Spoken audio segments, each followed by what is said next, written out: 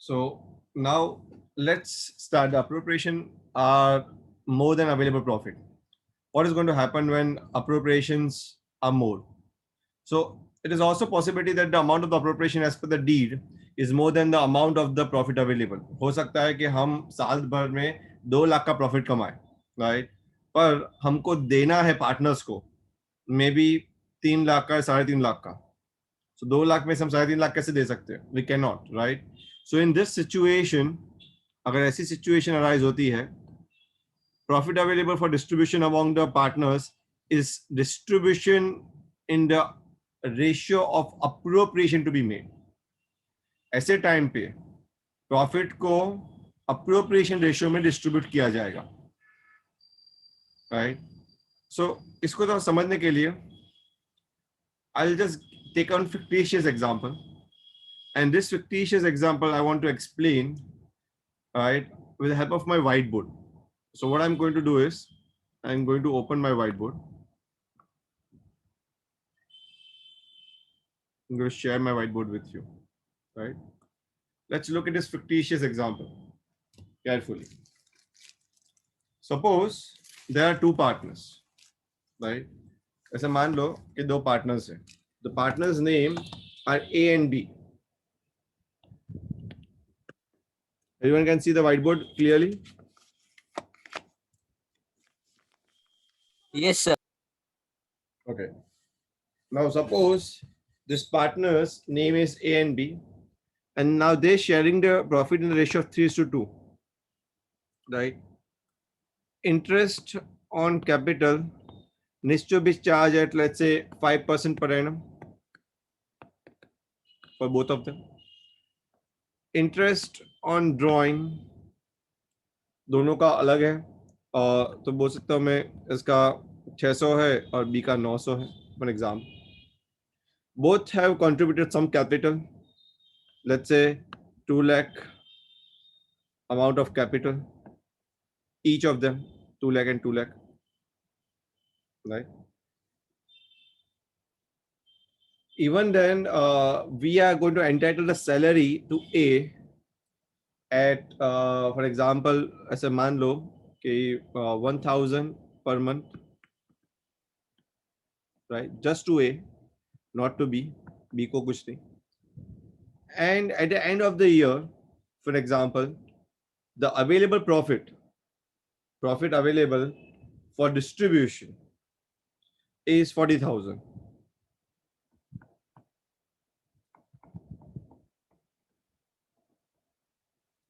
It is net profit available. Net profit कहाँ से आता है?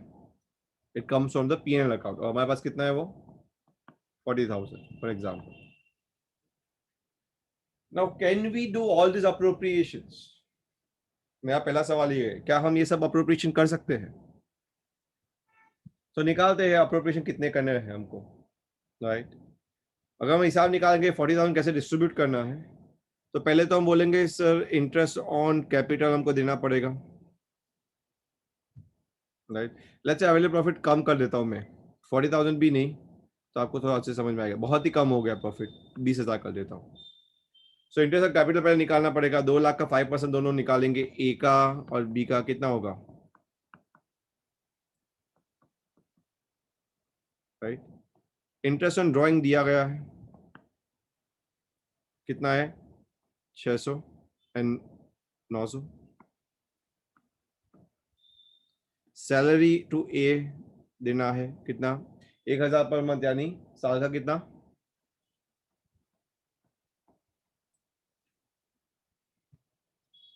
अल्टीमेटली अगर आप देखोगे तो टोटल अमाउंट ऑफ अप्रोप्रिएशन कितना है, 20,000 इंटरेस्ट ऑन कैपिटल है, 1,500 इंटरेस्ट ऑन ड्राइंग है, 12,000 सैलरी है, कितना है अप्रोप्रिएशन? टोटल अप्रोप्रिएशन अगर मैं देख लीजिए 33,500 है, कितना है, 33,500. तो हमारे पास प्रॉफिट कितना है, how much profit we have?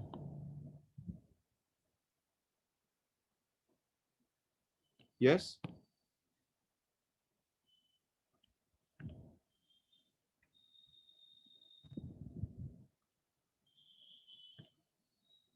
How much profit we have? 20,000, right? Yes or no?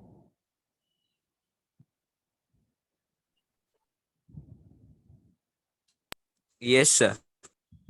So can we distribute from this 20,000? Can we distribute from this 20,000? ये 20,000 प्रॉफिट में से क्या हम 33,500 का डिस्ट्रीब्यूशन कर सकते हैं? मुझे ये बताइए. No, sir. No, we cannot. It means the available profit is quite less than the appropriation.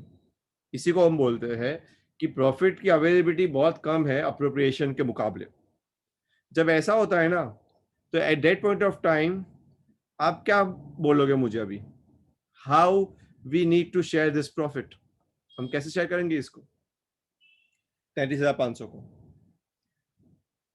कोई मुझे बोलेगा सर कैपिटल के रेशियो में डिस्ट्रीब्यूट कर दो, कोई बोलेगा सर प्रॉफिट शेयरिंग रेशियो में डिस्ट्रीब्यूट कर दो. ऐसा कोई आंसर यहाँ पे वैलिड नहीं है. You know what you need to do?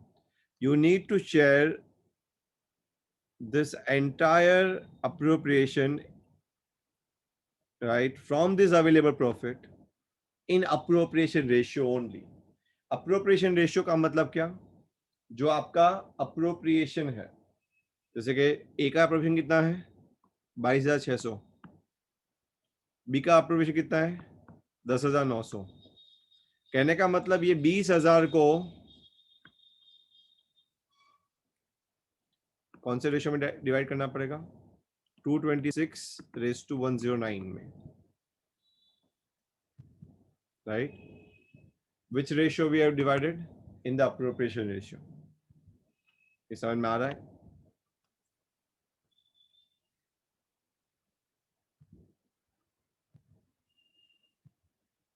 Yes. Yes, sir. सम इतना कॉम्प्लिकेटेड नहीं आएगा आपको, सम थोड़ा इजी आएगा. But this is reality what it happens. ये रियलिटी ऐसे ही चीज होती है. समझते हम सम की तरफ वापस जाते हैं और समझते इसको थोड़ा और अच्छे से. सो अगर again I am repeating this thing that when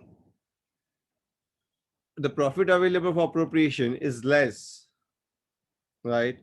When the profit available for distribution among the partner is less than the available appropriation, then the entire profit you need to distribute it to the partners in the appropriation ratio.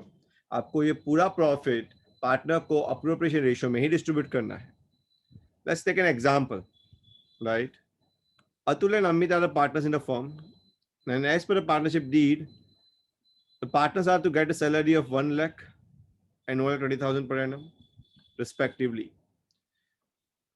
Interest on capital is 10% per annum, which is 20,000 and 40,000 respectively for Atul and Amit. Net profit है 2,10,000. और appropriation कैसे करेंगे इसका? कुछ लिखा नहीं है, तो हम देखते हैं पहले अवेलेबल प्रॉफिट है कितना. अगर हम ध्यान देंगे यहाँ पे, तो अतुल को 1 लाख की सैलरी, अमित को 1,20,000 की सैलरी मिलेगी. अतुल को 20,000 का इंटरेस्ट ऑन कैपिटल मिलेगा, अमित को 40,000 का इंटरेस्ट ऑन कैपिटल मिलेगा. So if you add all this up, total amount of appropriation को अगर आप ऐड करते जाओगे, तो यू नो कितना आपका अप्रोप्रिएशन आ रहा है टोटल? ये दोनों का ऐड करूंगा तो मैं 2,80,000 का. पर हमारे पास प्रॉफिट कितना है अवेलेबल है? 2 लाख का ही प्रॉफिट अवेलेबल है. देखो 2,10,000 का प्रॉफिट अवेलेबल. तो क्या 2,10,000 में से 2,80,000 हम दे सकते हैं? नहीं दे सकते ना. तो इसीलिए इनका जो रेशियो आएगा 1,20,000 इज टू 1,60,000 का, दैट इज 3:4 का जो रेशियो आएगा, इन दैट रेशियो ओनली ये 2,10,000 को डिस्ट्रीब्यूट किया जाएगा. समझ में आ रहा है?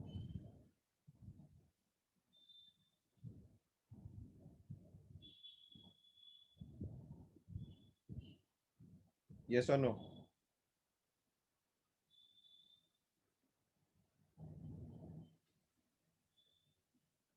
हेलो.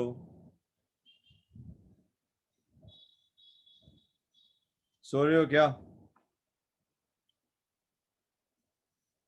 विभूति, Kushal, Jainesh, Vineet, Hetvi, reply sir fast. समझ आ गया sir. So let's look with a sum. Let's do a sum. Ajay and Vijay are partners and sharing profits in a ratio of 3:2. Ajay is a non-working partner, right? और वो 20 lakh capital के तौर पे contribute कर रहा है. Vijay working partner. The partnership deed provides the interest on capital as 8% per annum and salary to every working partner as 8,000 per month. Interest on capital कितना है मैं लाइन कर रहा हूँ आपको समझने के लिए. 8% पर एनम. और जो वर्किंग पार्टनर होगा उसको, वर्किंग पार्टनर कौन है यहाँ पे? फास्ट. अजय. विजय. देखो नींद में है अभी भी. अजय बोल रही है. Vijay is a working partner, right? So उनको कितना मिलना चाहिए? 8,000 पर मंथ की सैलरी मिलनी चाहिए. कितनी होती है सैलरी? सैलरी कितनी होती है? 8,000. अरे गधे, पूरी साल की बोल रहा हूँ. 96,000. 96,000. Very quickly you have to answer. 8,000 per month है बेटा. Should be into 12. What's the interest on capital amounts to?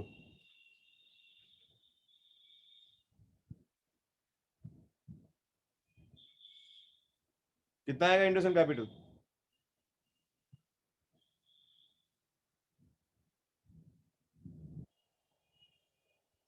Yes.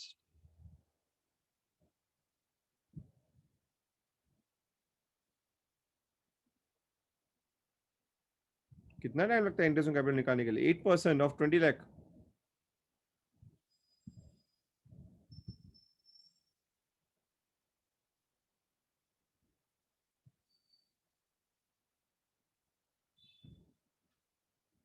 Fast.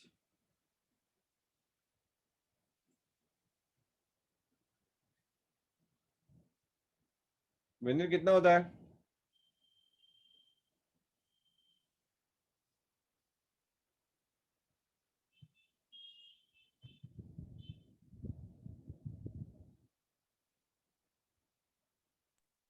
एक लाख 60,000.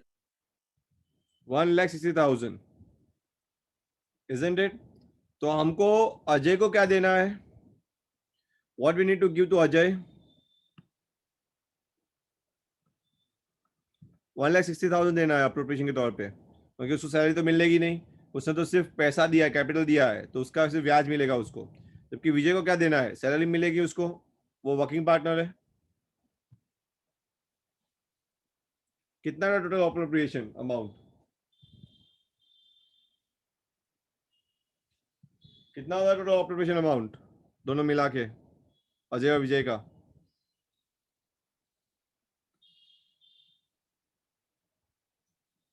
बोलो. 2,56,000. 2,56,000. हमारे पास प्रॉफिट कितना अवेलेबल है?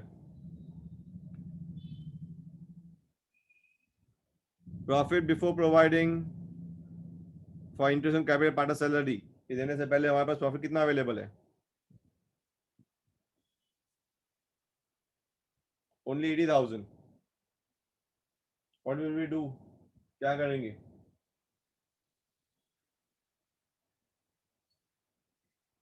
रेशियो निकालेंगे.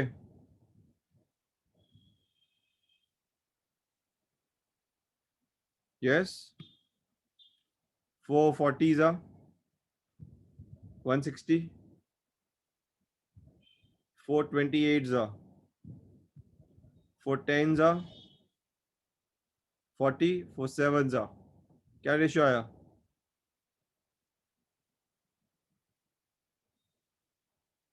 यही आ रहा है रेशियो.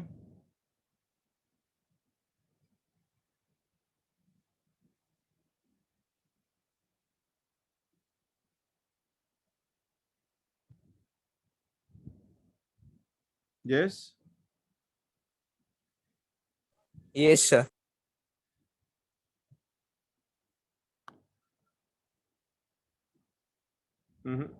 तो रेशियो कुछ अलग आ रहा है, 256,000, 1 लाख। कुछ गलत तो नहीं किया हमने? ये आंसर तो राइट है।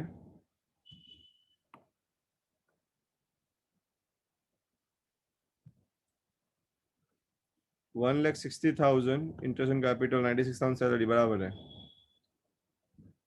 5 से 3 कैसा है?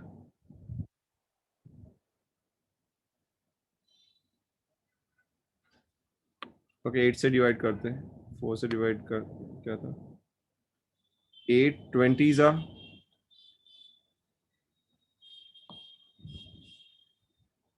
राइट, और 8 1s आ 8, 8 2s आ 16,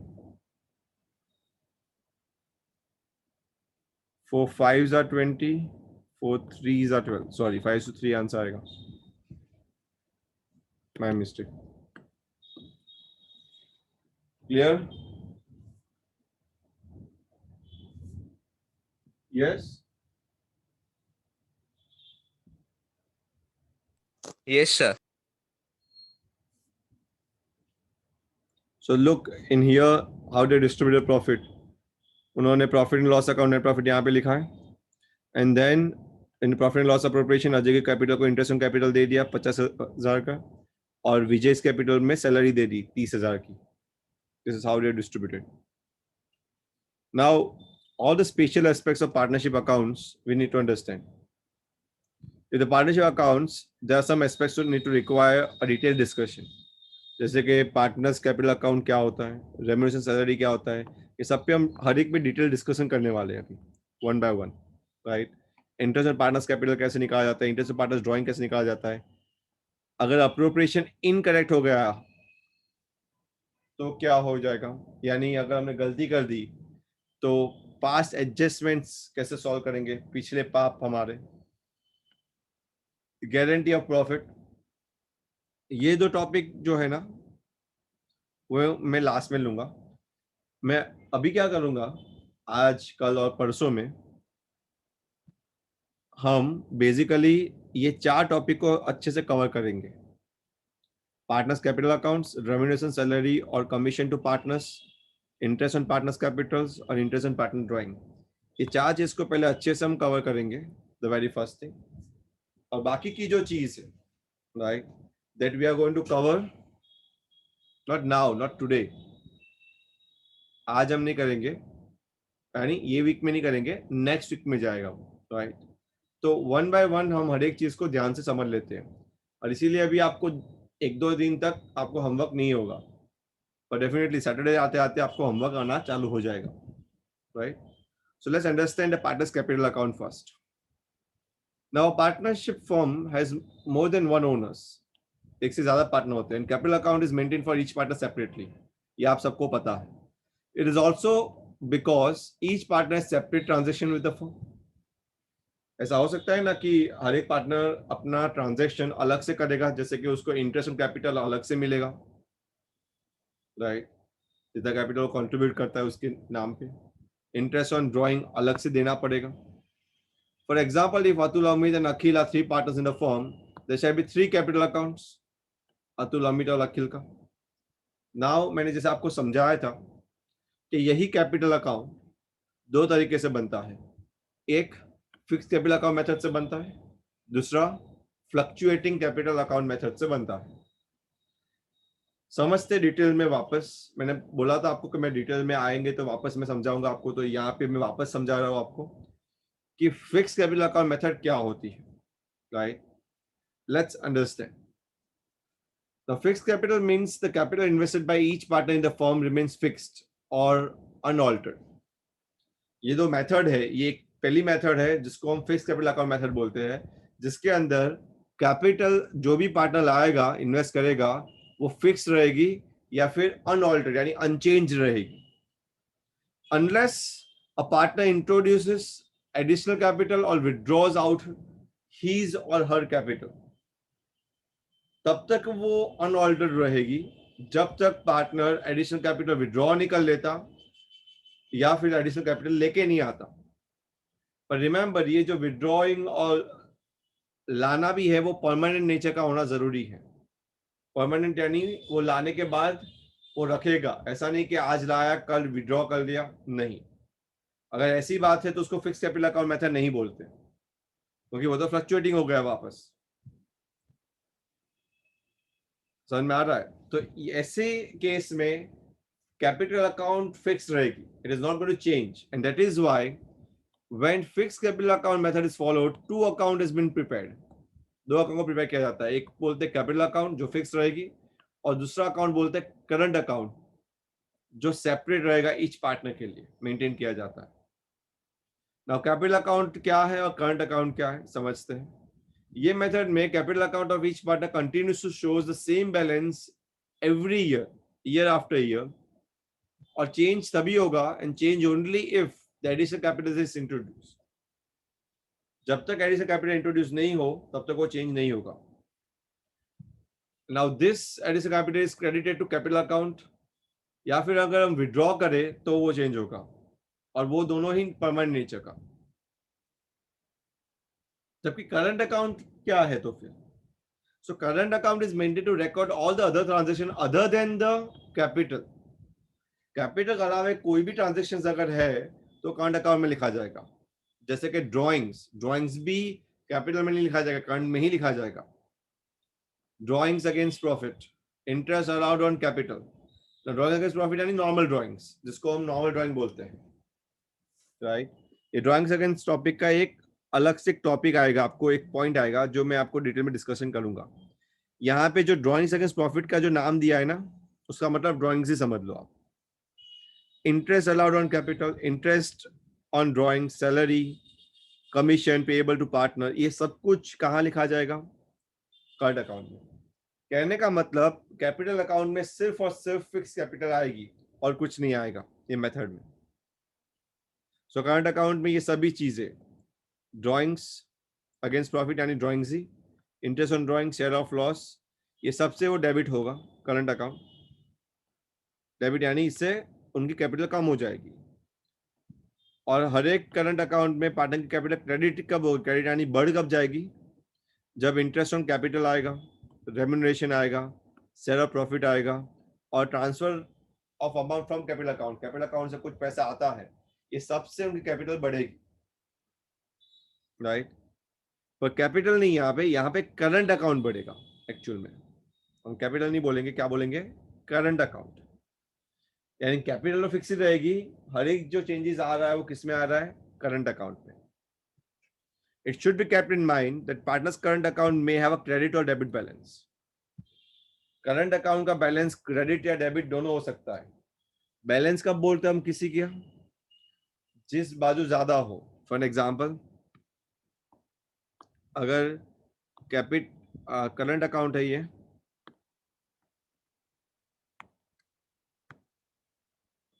और डेबिट बाजू ज्यादा है तो उसको क्या बोलेंगे? Debit balance, right. और क्रेडिट बाजू ज्यादा है तो उसको क्या बोलेंगे? Credit balance, right. The balances of the partner's capital accounts are shown in liability side of the balance sheet. ये तो आप सबको पता है। कैपिटल अकाउंट का बैलेंस कहाँ लिखा जाता है? लायबिलिटी साइड पे लिखा जाता है, राइट। पर क्योंकि करंट अकाउंट के तो दो बैलेंस है, मैंने बोला उसका क्रेडिट भी हो सकता है, यानी दोनों में से एक हो सकता है। यानी क्रेडिट से ज्यादा तो क्रेडिट हो सकता है, डेबिट से ज्यादा तो डेबिट हो सकता है। और क्रेडिट से ज्यादा तो कोई बात नहीं, हम लायबिलिटी साइड पे ही दिखा देंगे। पर अगर बैलेंस डेबिट साइड ज्यादा हुआ, यानी डेबिट बैलेंस हुआ, तो कहां दिखाना पड़ेगा बैलेंस शीट में करंट अकाउंट को? असेट साइड पे। समझ में आ रहा है?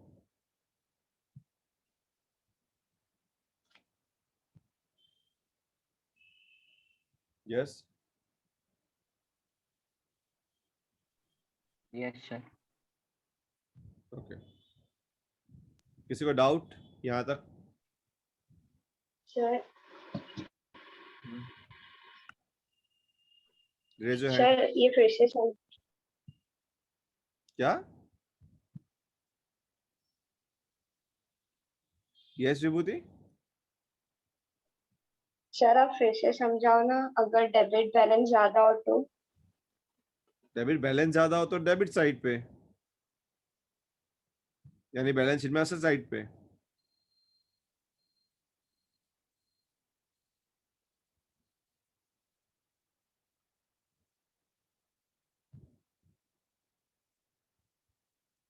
यस,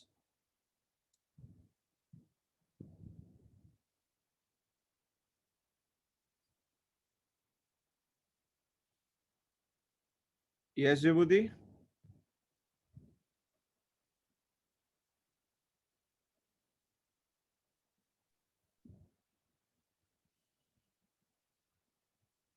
विभूति क्या समझ में नहीं आया आपको?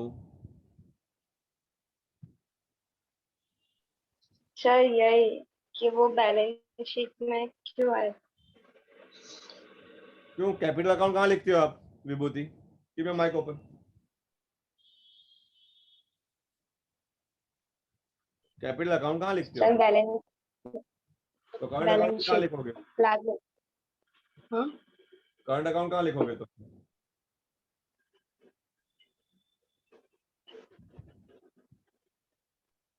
कि मैं लास्ट टाइम भी समझाया था, करंट अकाउंट बैलेंस शीट में लिखोगे ना।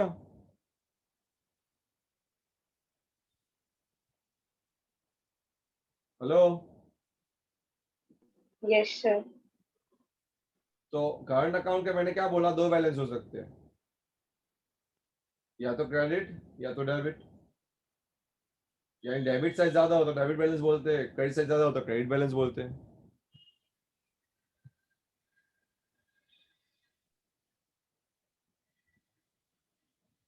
और डेबिट बैलेंस आया तो असेट साइड पे दिखा दो, क्रेडिट बैलेंस और नॉर्मल बैलेंस क्रेडिट ही होता है तो लायबिलिटी साइड पे दिखाओ। क्या समझ नहीं आया उसमें अभी आपको? सर आ गया।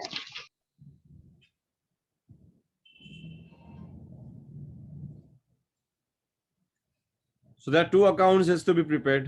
This is what we call partners capital account and partners current account. Now मैंने जैसे बोला पार्टनर्स कैपिटल अकाउंट का तो ऑलवेज क्रेडिट बैलेंस ही होगा। क्यों? क्योंकि हर साल जब बैलेंस ब्रॉट डाउन आएगा, राइट, वो फिक्स रहेगा until unless permanent capital add होगा या परमानेंट कैश या कैपिटल विड्रॉ हो रहा है तो ही वो चेंज होगा, अदरवाइज वो चेंज नहीं होगा। और जितना पैसा आपने डाला है उससे ज्यादा तो विड्रॉ कर नहीं सकोगे आप। इसीलिए पार्टनर्स कैपिटल अकाउंट का फिक्स कैपिटल अकाउंट मेथड के अंदर पार्टनर्स कैपिटल अकाउंट का बैलेंस ऑलवेज क्रेडिट ही होगा, यानी क्रेडिट साइड ही ज्यादा होगी। पार्टनर करंट अकाउंट के भी बैलेंसेस होंगे, पर मैंने जैसे बताया कि उससे क्रेडिट और डेबिट दोनों बैलेंस हो सकते हैं। क्रेडिट साइज ज्यादा आया तो क्रेडिट, डेबिट साइज ज्यादा आया तो डेबिट। जैसे कि लास्ट ईयर का अगर आपका क्रेडिट साइज ज्यादा था तो क्रेडिट बैलेंस होगा जो आप ओपनिंग यहाँ पे लिखोगे। अगर लास्ट ईयर डेबिट से ज्यादा होगा तो डेबिट बैलेंस होगा जो इसका ओपनिंग आप यहाँ पे लिखोगे। और उसके अलावा जो भी एडजस्टमेंट है जैसे ड्रॉइंग्स है, इंटरेस्ट ऑन ड्रॉइंग्स है, लॉस है, वो सब डेबिट करोगे। Interest on capital, commission, partner salary या प्रॉफिट है, प्रॉफिट एंड लॉस अप्रोप्रिएशन का यानी नेट डिविजिबल प्रॉफिट है, उसको आप क्रेडिट करोगे। अल्टीमेटली आपको बैलेंस क्रेडिट डाउन मिलेगा। याद रखिए क्रेडिट ज्यादा है तो बैलेंस क्रेडिट डाउन आएगा डेबिट साइड पे, यानी उसको क्रेडिट बैलेंस ही बोलते हैं। ये आपने लेजर किया था, राइट, तो आपको पता होगा ये। और अगर डेबिट ज्यादा है तो उसका बैलेंस क्रेडिट डाउन आता है क्रेडिट साइड पे, उसको हम डेबिट बैलेंस बोलते हैं। समझ में आ रहा है?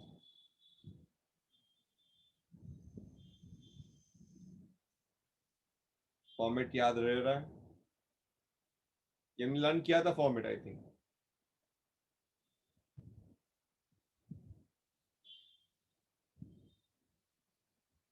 हेलो, हाँ या ना बोलो fast.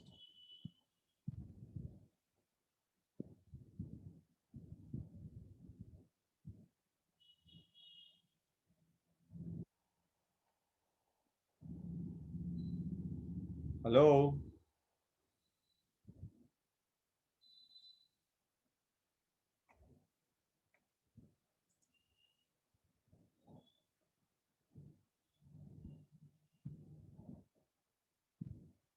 Kusal, are you there?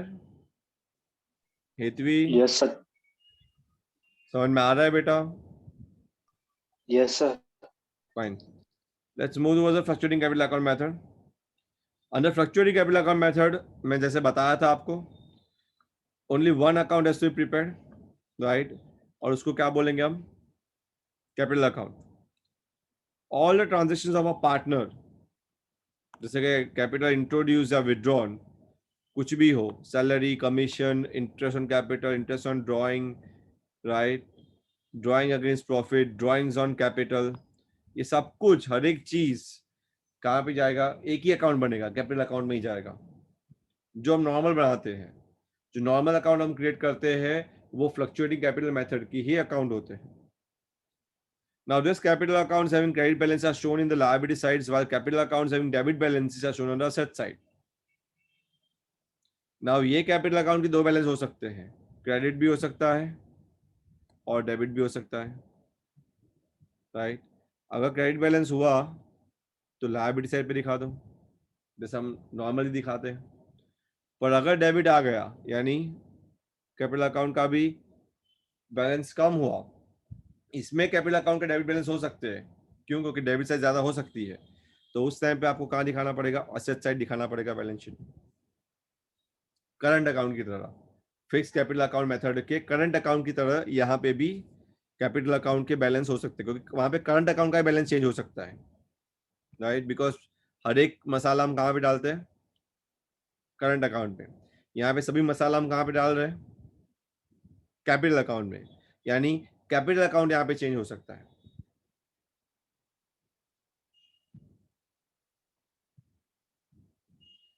The fluctuating capital account method is normally followed for maintaining capital accounts. किसके लिए बनता है? कैपिटल अकाउंट्स के लिए।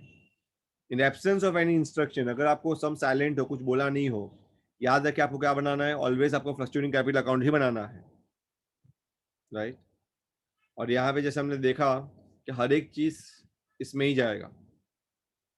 इसका भी ओपनिंग बैलेंस क्रेडिट हो सकता है या डेबिट हो सकता है। नॉर्मली क्रेडिट ही होगा, पर कुछ केसेस में वो डेबिट हो सकता है। उसके बाद drawings, interest on drawings, loss, वो डेबिट साइड पे लिखा जाएगा, और क्रेडिट साइड पे क्या लिखेंगे हम? कैश, यानी additional capital, interest on capital, commission, salary, profit.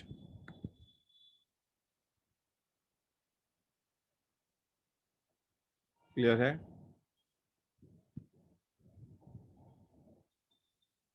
Hope ये सब कुछ समझ में आ रहा होगा अच्छे से।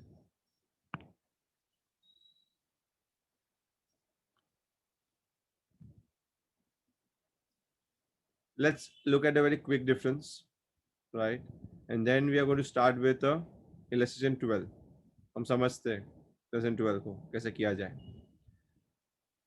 Difference between fixed capital and fluctuating capital account, दोनों के बीच में डिफरेंस क्या है? फिक्स कैपिटल अकाउंट मेथड में दो कैपिटल अकाउंट मेंटेन होते हैं, जैसे एक होता है फिक्स कैपिटल अकाउंट और दूसरा होता है करंट अकाउंट। जबकि फ्लक्चुएटिंग कैपिटल अकाउंट मेथड के अंदर एक ही अकाउंट मेथड मेंटेन होता है, जो कि है कैपिटल अकाउंट। कितनी बार चेंज होता है? सिर्फ फिक्स कैपिटल अकाउंट कभी चेंज नहीं होता, क्यों? क्योंकि वो फिक्स रहता है, is not going to change. कब तक चेंज नहीं होगा? जब तक हम कुछ नया कैपिटल ला नहीं देते या फिर नया कैपिटल विड्रॉ नहीं कर लेते। जबकि फ्लक्चुएटिंग कैपिटल अकाउंट में हर साल चेंज होता है, क्योंकि हर एक ट्रांजेक्शन के बाद कैपिटल अकाउंट का बैलेंस बदल जाएगा। Transferring the transactions, fix capital account में सिर्फ कैपिटल के ट्रांजैक्शंस ही ट्रांसफर होते हैं, बाकी हर एक चीज, drawing, interest on drawing, interest on capital, salary, commission, ये सब कुछ करंट अकाउंट में जाता है। जबकि यहाँ पे फ्लक्चुएटिंग कैपिटल अकाउंट मेथड के अंदर हर एक चीज, भले कैपिटल की हो या ड्राइंग, इंटरेस्ट ऑन ड्राइंग या कुछ भी हो, हर एक चीज कैपिटल अकाउंट में ही जाती है। फिक्स कैपिटल अकाउंट मेथड में कैपिटल का ऑलवेज क्रेडिट बैलेंस होता है, ऑलवेज, क्योंकि कैपिटल का अलावा तो कुछ लिखा नहीं जाता वहां पे। जबकि फ्लक्चुएटिंग कैपिटल अकाउंट मेथड में ऑलवेज, याद रखिए, जरूरी नहीं है कि क्रेडिट बैलेंस ही हो, यहाँ पे क्रेडिट या फिर डेबिट बैलेंस दोनों हो सकते हैं।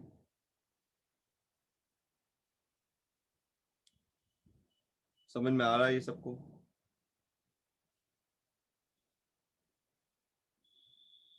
Yes. नेक्स्ट, कैपिटल अकाउंट और करंट अकाउंट का डिफरेंस। कैपिटल अकाउंट दोनों ही मेथड में बनाई जाती है। फिक्स कैपिटल अकाउंट मेथड देखो या फ्लक्चुएटिंग कैपिटल अकाउंट मेथड में देखो, दोनों में कैपिटल अकाउंट बनाना ही है। पर करंट अकाउंट का जिक्र सिर्फ और सिर्फ फिक्स कैपिटल अकाउंट मेथड में ही होता है। Balance of account, capital account का फिक्स कैपिटल अकाउंट मेथड में क्रेडिट बैलेंस है, वो फ्लक्चुएटिंग कैपिटल अकाउंट मेथड में क्रेडिट और डेबिट बैलेंस दोनों हो सकता है। करंट अकाउंट का क्रेडिट और डेबिट बैलेंस दोनों में से कुछ भी एक हो सकता है। तो कैपिटल अकाउंट में प्रॉब्लम ये है कि डिपेंड करता है मेथड कौन सी यूज करते हैं, उस हिसाब से उसका बैलेंस चेंज होता है। नेचर फिक्स कैपिटल में capital account balance generally remains unchanged, वो चेंज नहीं होता, जबकि current account it changes, right, with the introduction of or the withdrawn by the partner.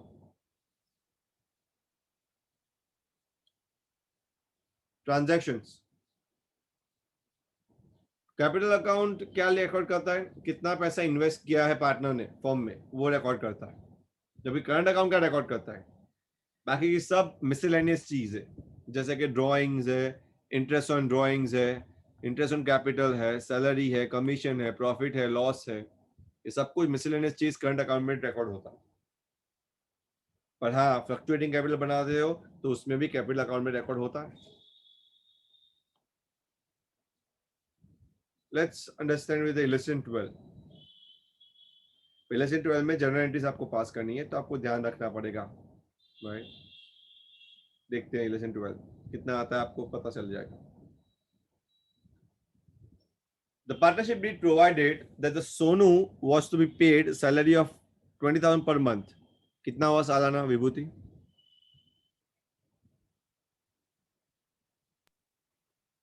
Two lakh 40,000. Right. And Rajat's commission is 5% on turnover. अभी turnover देखेंगे तो समझ में आएगा कि 5% किसका है। टर्नओवर यानी sales. It is also provided that the interest on capital be allowed at 8% per annum. Interest on capital 8% per annum allowed किया जाएगा। And Sonu withdraw 20,000 on 1st December 2017, and Rajat withdraw 5,000 at the end of each month. मुझे लग रहा है कि ये illustration अभी हम नहीं करेंगे, इलस्ट्रेशन 12 से ब्रेक मार के रखो, हम इलस्ट्रेशन सब बाद में करेंगे। मैं इलस्ट्रेशन अभी करवाऊंगा ही नहीं, क्योंकि ये सब कुछ समझना पड़ेगा आपको। इलस्ट्रेशन को लीव करते हैं हम यहाँ पे। अगर कोई कंसेप्ट समझ लेते पहले, राइट? सेकंड कंसेप्ट है रेम्यूनरेशन या सैलरी और कमीशन का कंसेप्ट। आपने ये कंसेप्ट को पढ़ा है। रेम्यूनरेशन सैलरी का तो सीधा सीधा बोल दिया गया होगा कि कितने महीने की सैलरी है तो आपको दे देना है, राइट? और अगर कमीशन हो तो कमीशन आपने लास्ट जैसे पढ़ा था वैसे दो तरीके से हो सकता है, before charging commission and after charging commission. हमने पढ़ा था ना, हम पढ़ते समझते इसको, पर याद रखिए कोई भी तरह की सैलरी या commission to a partner is an appropriation of profit and not a charge against profit. Partner को देने वाले कोई भी तरह का सैलरी और कोई भी तरह का कमीशन अप्रोप्रिएशन बोला जाएगा, वो लोग चार्ज नहीं गिना जाएगा, इसीलिए वो पीएनएल अप्रोप्रिएशन में आएगा, ना कि पीएनएल में। ना salary payable to each partner is normally stated as an amount, एक अमाउंट के तौर पे दे दिया गया होगा, but commission payable to a partner stated as a percentage of profit, उसको परसेंटेज ऑफ प्रॉफिट के तौर पे दिया गया होगा, which may be allowed to the partners either as a percentage of net profit of distributed profit before charging such commission, or as a percentage of net profit or distributed profit after charging such commission. अभी क्या मतलब होता है before charging सच commission का और after charging सच commission का? जब भी ये वर्ड बिफोर चार्जिंग सच कमीशन दिया गया हो तो आपको क्या करना है? जो भी नेट प्रॉफिट हो, for example 1 lakh, right, 1 lakh profit है और 20% कमीशन है, तो आपको सीधा कर देना है 1 लाख इंटू 20/100। अगर वर्ड दिया गया हो बिफोर, क्या दिया गया हो वर्ड? बिफोर। अगर यही वर्ड आफ्टर दिया गया हो, यहाँ पे percent of net profit of distributed profitable after charging such commission, तो आपको क्या करना है पता है? अगर 1 लाख का प्रॉफिट हुआ, 20% कमीशन है, तो डिवाइड बाय 100 प्लस कमीशन, यानी 100 प्लस 20 वापस करना है आपको। याद आ रहा है आप लास्ट ईयर करते थे ये?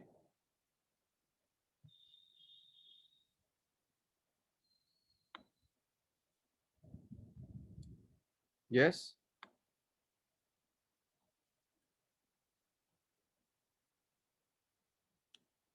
यस और नो? Yes, sir. इसकी अकाउंटिंग ट्रीटमेंट कैसे होगी? अकाउंटिंग ट्रीटमेंट बहुत सिंपल है। अगर आप जब सैलरी दे रहे हो, रेम्युनरेशन दे रहे हो या कमीशन दे रहे हो, तो पार्टनर सैलरी टू कमीशन या commission to partners current account अगर कैपिटल फिक्स है तो, या फिर पार्टनर्स करंट अकाउंट अगर कैपिटल फ्लक्चुएटिंग है तो, ये होगी ओपनिंग एंट्री फर्स्ट वाली। और क्लोजिंग एंट्री क्या? P&L appropriation to partner salary या फिर P&L appropriation to partners commission. That will be your closing entry. That's it for today. मैं इससे आगे नहीं जा रहा हूँ. Tomorrow we are going to understand about interest on capital.